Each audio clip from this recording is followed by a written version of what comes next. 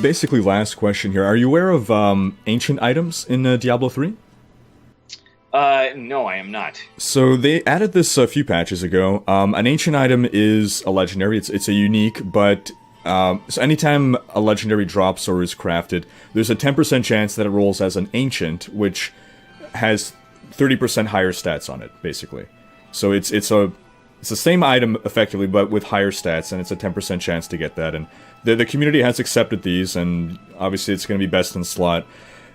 Blizzard just revealed yesterday the 2.5 patch notes, and they're now adding Primal Ancients, or as we affectionately call them, Ancient Ancients, which is another 30% higher stats and another 10% rare. So it's now a 1% chance to get these Primal Ancients versus a 10% chance to get a regular Ancient. Any particular thoughts on that? I think that there is a delicate balance when it comes to randomness. And I don't think that we particularly balance some of the runes very well with Diablo 2. And so when something is so rare that it feels like you'll never get it, and it seems like the only point is for me to grind the hell out of this till I get lucky, is not as enticing as, for me, as it is like I feel like I really have a chance to do this, right? Hearing that sounds like, oh yeah, it's going to be the best item. I would love to get all Primal Ancient gear or whatever. Let me see, how many hours do I need to grind to do that? Oh my God, what am I, it's like, oh my God, that's a daunting number, right? So that doesn't sound enticing to me. It sounds intimidating, and it sounds, I feel a little hopeless. That's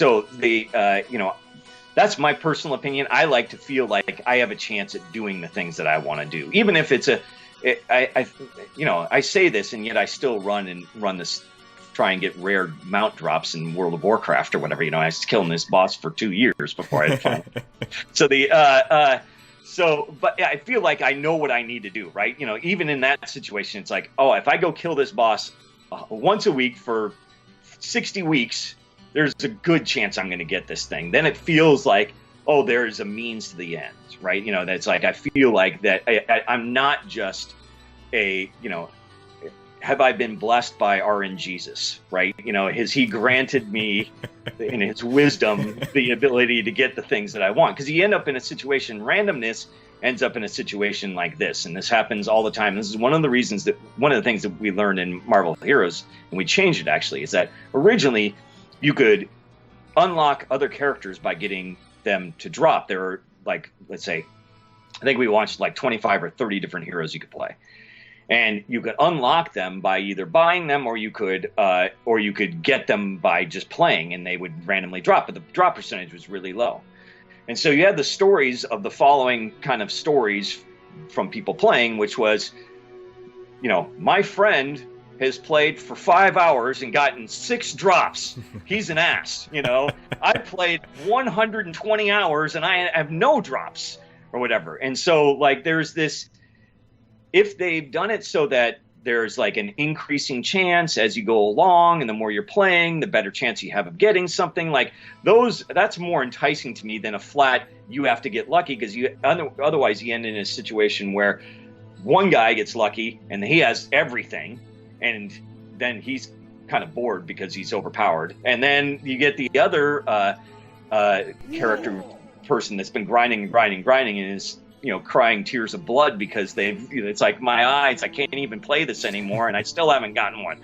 So so I think that you end up with, you have to be really careful when you're dealing with randomness. And what we ended up doing is that, my friend played and he got all of these heroes, and I played and I didn't get any of these heroes. And even the friend that played, he's like, hey, I got all these heroes, but this wasn't the heroes that I wanted. And so we ended up changing the system so that you got this constant drop. You like collected these things, and so like you would constantly get these as you played. You would get, it was kind of like a build-up system. I would get little, I don't remember what we called them, but little shards of these things, eternity splinters. And you would pick up these eternity splinters. As you played, you get one every about 10 minutes you were playing or so. You would at least get one. And it would increase in odds as you were playing to make sure that you got one within 10 minutes. And so you could get lucky and you get a few right away, or you could, but then you would take 200 or 400 of these things, or whatever number it was, and you could buy the thing you wanted. So, and what was nice about that is that you felt like you were progressing towards the things that you wanted, that were most elite in the game or whatever. It felt like I wasn't grinding forever. There was a light at the end of this tunnel. I was going to get the thing that I wanted, and as long as I was patient, and maybe I would be playing and we kept the drops in. You could just get lucky, and it could just happen. A drop could happen, and I could still get lucky, but if I'm not getting lucky, there's kind of insurance that I'm not getting lucky. And so I think you have to be very careful about how rare things are. If you get into ultra random, ultra rare stuff, you end up in a situation where people just are angry.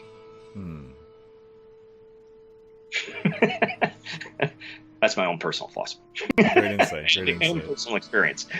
Because I've known games where it's like, it feels like, as that hopeless that I'll never get what I want. So.